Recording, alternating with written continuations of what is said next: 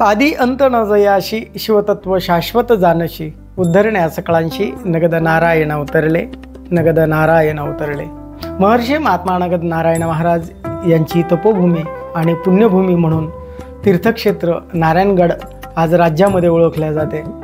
स्वयंभू निळकंठाचं स्थान असल्या कारणानं आणि ही तपस्व्यांची तपोभूमी असल्या कारणानं ही या ठिकाणी केलेली तपश्चर्या कधीही वाया जात नाही आणि दिलेला शब्द कधी खाली जात नाही, अशी या स्थानाची नगद म्हणून ओळख आहे।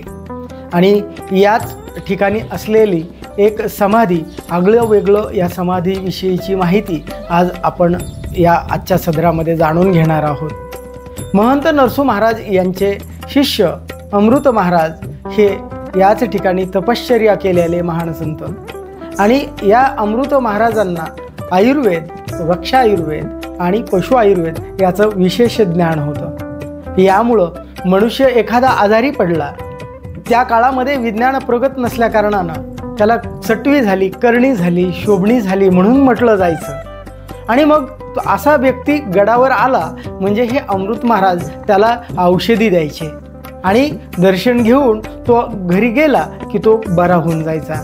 मग अशी लोकांची मध्ये धारणा झाली की या ठिकाणी अमृत महाराजांना सिद्धी प्राप्त झालेली आहे।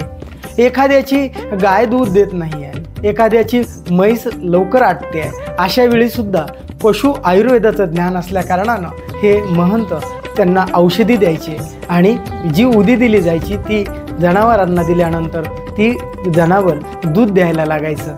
आणि त्यांच्या जाण्यानंतर आजही ही समाधी भाविक भक्तासाठी आकर्षणाचं केंद्र बनलेली आहे।